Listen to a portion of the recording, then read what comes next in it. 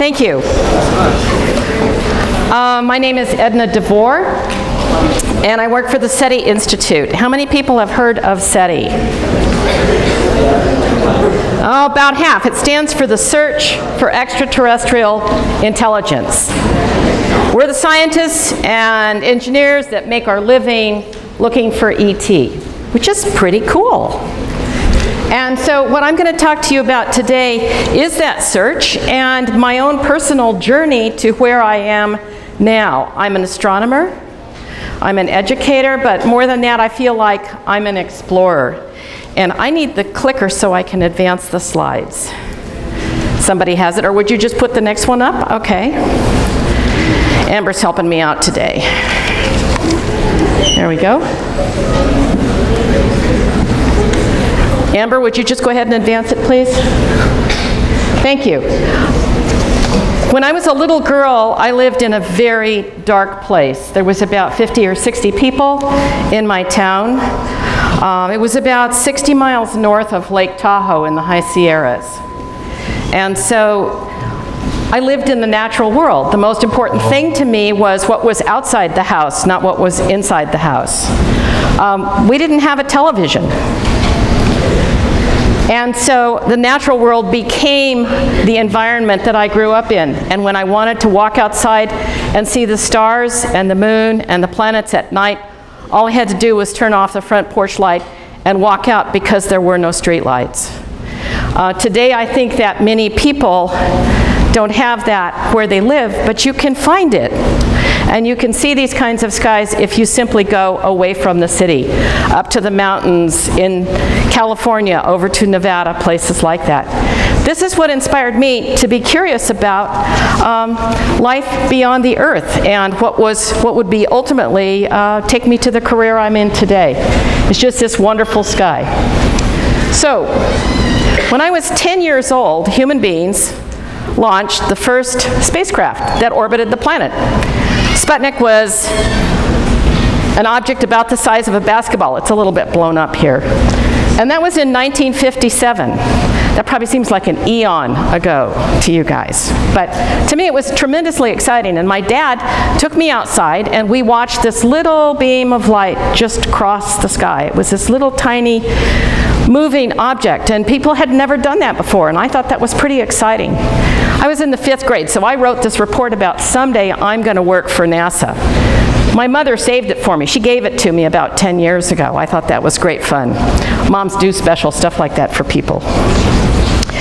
So with that in mind, I didn't make a straight path to NASA because I was a little kid living on a cattle ranch far, far away from anything that would look like it was high-tech and high engineering. But the whole process of the space race was kicked off and I was really interested in it. When I was a freshman in high school, how many of you are freshmen? Yay! Good. When I was a freshman in high school, do you know who this is? JFK. He stood up in Congress and then later at Rice University, and he said, we are going to go to the moon and put a man on the moon. He will walk there and we will return him safely to the Earth. I was a freshman in high school, just like you. And I thought that this was tremendously exciting. And of course, Kennedy didn't get to see that happen, but by the time, come on, next, there we go. By the time I graduated from college 8 years later, and you could graduate from college 8 years from now. That's kind of an amazing thing to think about. Apollo 8, the first manned mission to the moon, took 3 astronauts in a little tiny capsule with a computer that had less power than your smartphone. And they navigated around the moon. They orbited 10 times. They got there on Christmas Eve. They took this photograph and radioed it back to Earth. And this was one of the most amazing things I had ever seen. And it really shows our planet relative to that little satellite you see out there in space, the moon. And I thought it was tremendously exciting. And what do you mostly see of that planet is the water. So the video you saw earlier of the man diving in the ocean, we live on an ocean world, a water world. So that was pretty exciting. These guys didn't get to walk on the moon, but this man did. The next year, 1969, Neil Armstrong and Buzz Aldrin, the Apollo 11 astronauts, landed on the moon, and people worldwide watched this happen on television. Didn't have smartphones and all the good toys we have now, but we had television. And so the whole world watched as a human being walked on this body 250,000 miles from the Earth. And this is one of my favorite photographs from the whole Apollo mission. This is Buzz Aldrin. He was the second guy to walk on the moon. The first guy to walk on the moon took the picture. So it's an amazing thing to think about. And after they stayed there for about 3 days, they got back in their spaceship, they took off, and they returned to the Earth. And the whole world watched. The last mission to the moon was in 1972, and the people that went to the moon that time took this photograph. This is probably my favorite photograph. It's a photograph of our planet. They called it the blue marble. And many people think that this photograph inspired the environmental movement. For me, it inspired something else. It inspired curiosity and the question of, are there Earths out there like our own? Is there another world like our own Earth? Are we alone in the universe? Is this the only place that we know of that has life? And today, right now, I can tell you this is right now still the only place we know that has life. We haven't discovered life elsewhere, but that search has inspired many people and many careers and many exciting adventures and explorations. And there's really 3 paths toward finding life. We're exploring the solar system. There's about 60 different robotic missions out there right now that are crawling around on Mars, orbiting planets. One of them just went by Pluto. That one only took 9 years to get there. And there's the SETI searches where we train telescopes on the sky and we listen for signals that might be produced by a technical civilization someplace else. This set of radio dishes belongs to the SETI Institute. It's just north of Latham National Park, another great place to go look at dark skies, up in Northern California. And you could visit there if you went up to the national park. It's about 40 miles north of the peak. The third option is to look for planets. And that's what I've been engaged with since 1996, is trying to find out if there's a good place for ET to live by finding out if there are planets elsewhere in the solar system. And I think it's an incredibly exciting adventure. And you might say, well, why can't you find planets pretty easily? And really the question of why can't you find them pretty easily is because stars are very big and bright. This is an image of the sun. And then we've photoshopped in an image of the Earth to show you the difference in the size. First of all, it would take 109 Earths lined up like beads to go once across the sun. Stars are huge, planets are tiny, and they're also dim in comparison to their stars, so they're pretty hard to find. So people have come up with all kinds of other tricks for finding them. I've been involved with NASA's Kepler mission. It's named for Johannes Kepler, the dude who figured out how planets go around stars 400 years ago. And we started proposing to NASA that we thought we could find planets by waiting for a planet to cross in front of its star and block a tiny amount of the light. That's called a transit. And so we proposed that in 1994, and NASA said, you've got to be kidding. And then we proposed it in 1996, and they said, well, that's kind of interesting, but you need to do some more experiments. And then we proposed it in 1998, and they said, that's pretty good. Here's some money. Go run some more experiments to show us that you can actually detect a change in light of 20 parts out of a million. And that was all accomplished, and in the year 2000 we got funded, and by 2009 we launched a spacecraft to go look for planets around other stars. So this is what the Kepler mission, sort of in a complete compressed piece, looks like. The spacecraft is down there in the corner. It's really just a very very precise light meter. It does nothing but measure with great precision the amount of light that comes from a star. Now, we didn't know which star to look at, so we had to look at a big patch of the sky. When the Hubble Space Telescope, how many people have heard of Hubble Space Telescope? Lots of people. Okay, put your fingers together and imagine there's a grain of sand between them, and hold that out at arm's length. That little grain of sand covers up the amount of sky that Hubble can see at once. So it can look at this star, and then it can look at that star, and then it can look at the other star.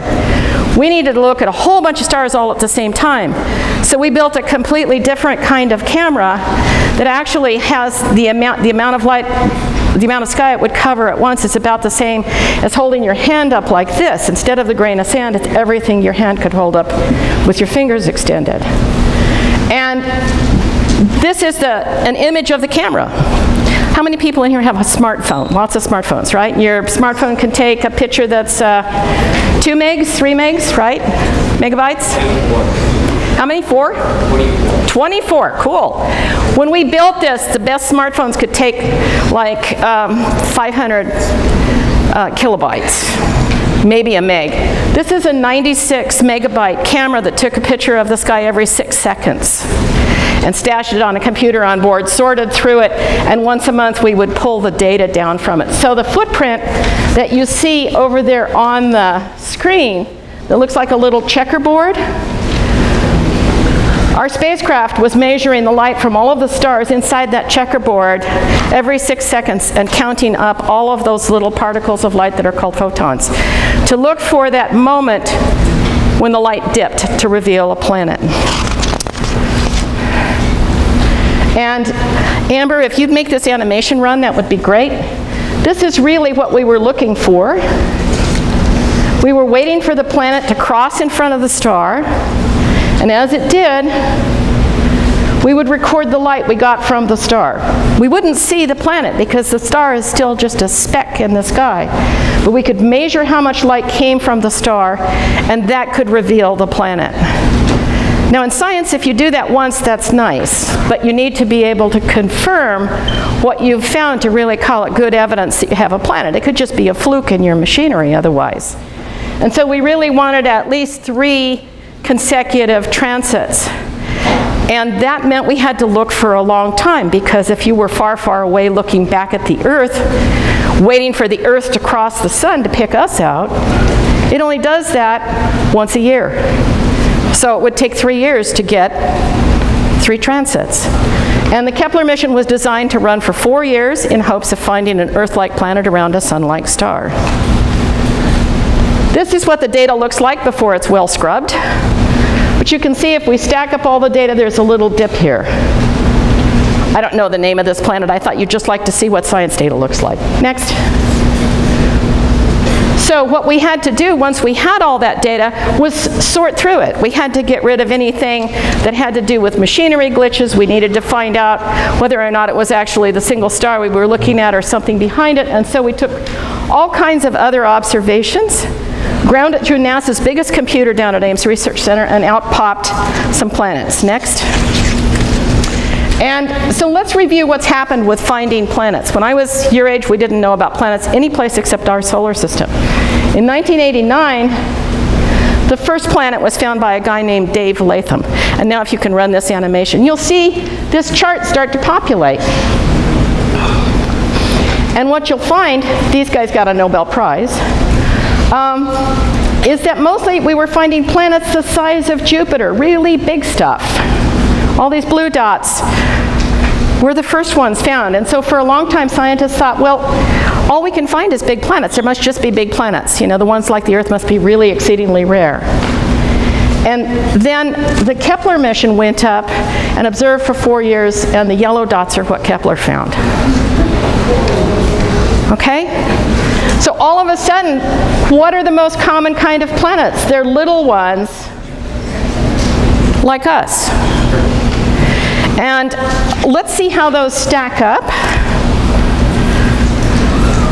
This is just a bar graph, lots more technical looking stuff, but basically if you look at it and you add up the ones that are the size of the Earth or a little smaller, or even double the size of the Earth, that's over 2,000 in that stack. That means that the little planets, twice the size of the Earth or smaller, are actually the most common kind of planets in the galaxy. And what we know today is that big planets like Jupiter, which was the kind we were starting to find in the beginning, are not as common. The most common kind of planet out there in our whole galaxy is planets like our own, small ones. Now, are they good places to live? I don't know. So let's just go ahead, because the question is, you've got to have a comfortable place to live. If it's a hot star, a star like the sun, or a little star, that green zone, the comfortable place to live, depends on how hot the star is. And so we have to understand the stars to go forward. I'll just show you a couple quick examples of systems that Kepler has found in comparison to the Earth. Here's the sun, our planets.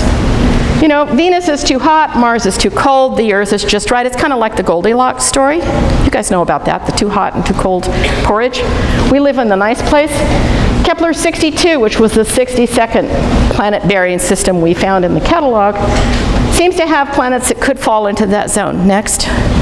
Kepler 186 was a little bit more famous, got lots of press about 2 years ago, because it looked like there was a planet maybe the size of the Earth going around the star. And so we're discovering that there are planets around other stars. How many people heard about the planet around Proxima Centauri last week? Got a few hands up here. Okay, there's some science people. Proxima Centauri is the closest star to the sun. It's 4.5 light years away. That's only 25 trillion miles. And that was discovered last week. Next. We'll just flip ahead. So all I want to do is challenge you, when you go outside at night and you look at the stars with your friends, think about the fact that every star up there likely has at least one planet. It might have more planets. And that you could be the people to explore those and find out if there's life there. Because all we've done now is find out that there's planets everywhere, and we don't know if there's life on those planets. And so next time you get up to the Sierras, go out on a dark night, share where I came from and where you can go, and think about how you might find life in the universe. Thank you.